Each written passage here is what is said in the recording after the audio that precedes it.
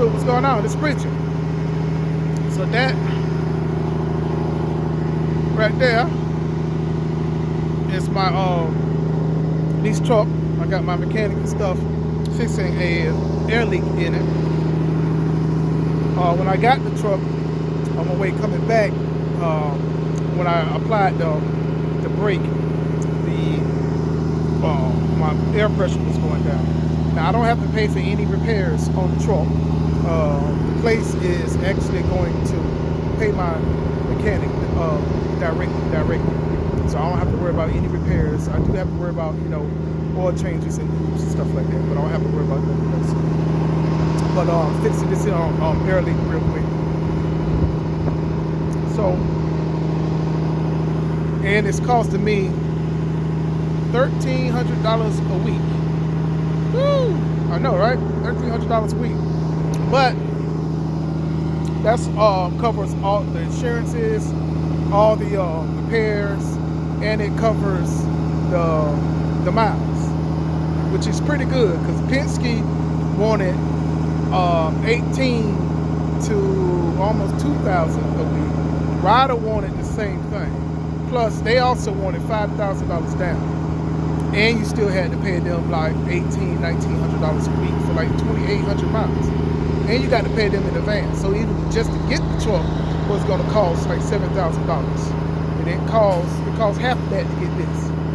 Okay, because my truck still is going to be down for at least a month. All right, just looking at it, it's going to be down for at least a month. Okay, so I can't be down that long because I already been down for 3 weeks. Okay, when it broke down under that load, I just got back out. That was my first load back out, which it broke down on. So it's been 3 weeks now since I didn't have a check. And I still got bills coming in. I know. Y'all got all kind of money saved up and all that kind of good stuff, but hey, I don't. Okay? I already paid $2,400 fixing Karen for all the fuel leaks and stuff on my truck, especially those crossover lines that goes in between the heads. I had to change both of them, and then they had to take the heads off and stuff for that purpose. So it was mostly like labor work dealing with those, because the little crossover lines only cost about $12 each, but then they had to take the heads off. And I still had the other fuel line and stuff that they still had to replace, and the cost of the fuel line, and then replacing all that too. So that wound up being about like $2,000. Like, y'all want crazy numbers, 1997 and some change, somewhere around there. Okay, but so I just changed all that. Told y'all about my car. I had to pay about $2,500 for that. So I just had a lot of money going out and no money coming in between these 3 weeks. All right, so I already came out the pocket, and just in the towing, $1,287 for the tow. So I already came out the pocket almost between $5,000 and $55,000. I don't know, y'all. If y'all want to do math, do math. It was over $5,000 after it came out in about 3 weeks. Okay, so and plus I still had bills I had to pay at my house. All that, plus the rental car fee and all this other kind of stuff. Because I still need to get around, so we only got one car and my wife uses it to work. So if I still need to get around and do stuff, I got to rent a car. Because the car now, she got my vehicle, so it is what it is. So yeah, so they checking it out and doing that air leak. It looked like it was coming from well, if you step on the brake and it's coming out like that, it's coming from the air brake chamber. So we probably got to change the air brake chamber. It all was good when I got it, but I had this truck. I picked this truck up on Friday. I picked this truck up. Today is Monday. On that, and then I drove it around a little bit, and then I pulled the trailer that was parked. It was parked over there, and it was still loaded. I had to pull that trailer to my little parking spot and everything like that, because we're trying to work with Walmart. Walmart is just being super stupid. Walmart is being with everything. Trying to get another appointment and stuff. They're just crazy. Walmart. Well, yeah, but y'all need product, right? Y'all need product. Right? It's a trucker shortage, and y'all need product. But y'all don't want to take y'all product, all y'all food stuff. You don't want to take it. You don't want to take it for another 13 days. All right. So I broke down on Sunday. They was trying to get the new load rescheduled on Monday. This last week, Monday. On Thursday, they finally got back and said that, okay, well, we can take that load next week, Saturday. I'm like, what? So you want me to hold this thing for another 9 to 10 days? And this, if you include the Monday, so that'd be almost 2 weeks. You know, that's ridiculous. What for product? But they need product? No, they don't need it that bad. They don't need it that bad. Okay, so I was able to get it moved up until Wednesday, this Wednesday. Like I said, today is Monday. I was able to get it moved up, and they said that I could call back and check every day to see if it has any cancellations or anything like that, to where they can fit me in if they have a cancellation. Because the Walmart is actually 5 miles from my house. Okay, where I park my truck is about 6 miles away from my house. So I can get to my truck and be in Walmart like within an hour's time. If they call me and say, hey, they got an opening for an appointment. So that's what I'm looking for.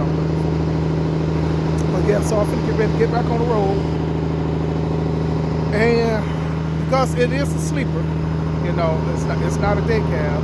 I'm gonna do some OTR. So I'm gonna stay out for a whole month. I'm gonna stay out for. I gotta make this money, and I gotta make this payment, this weekly payment at that.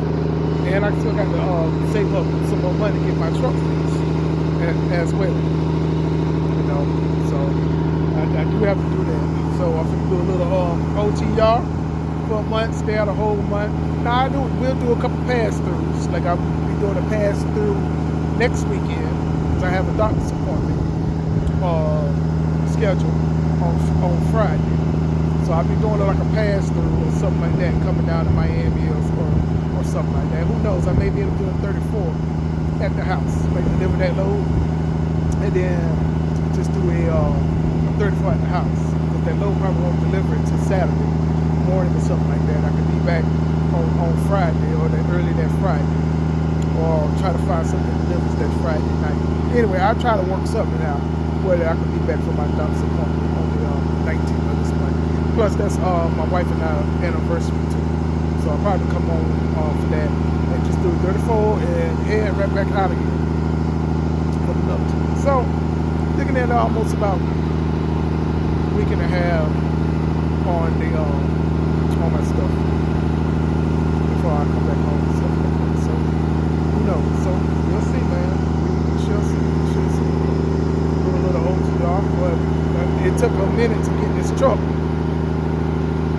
Put it on West to send all the information I needed to put on the truck to run up under the authority and stuff like that. So I had to get it hooked up inside the system, had to get the Omnitrax, I had to get the lettering and stuff for the truck. So that took a minute too. By the time I got everything, it was Friday afternoon, about 2 o'clock. So that's when I was able to get the truck at that time. And put everything on the truck. But then by that time, like I said, I still got a load inside the trailer, so I couldn't do that. And Florida's a bad market for power only, so it wasn't like there was any power only that I could run inside the vehicle, even now. And then I have to slow deliver on Wednesday morning at 10 o'clock. So any power only I did, I still had to be back in time enough to still do a 10-hour break and get up to deliver the load and stuff that I got. But that's what it is. I'm about to get back on the road with the truck and everything, get back out there making some money. Yes, that 1,200 is going to be eating inside my profits for the week, but I'll probably make out the same, that $1,200 extra that I get by doing a little OTR and having better paying loads. It's probably going to be going to that 1,200 in reality. Because I already was doing between 70 and 73 a week. So you're looking at, okay, realistic numbers about 84, 8,500 a week. So that's the same extra money that I was doing before. Well, bam, it's going to be going to the payment. But I'm not losing no money. I'll still be making the same amount of money I was making before. Okay, I just won't be making any extra money while my truck is getting fixed. So, and then I can't say I got to pad my pocket again. I'm not going to pad my pocket after not having a check for 2 weeks and spend over $5,000 in repairs and stuff. So I can go ahead and just forget about that. I won't make that money back until I actually start get back inside of Karen and doing my little miles, and that's when I make the most profits and stuff like that. But when I'm saying $1,200 a week truck payment, it's like woo, yeah. But that's what we're working with right now. So that's what's going on. I'll talk to y'all later.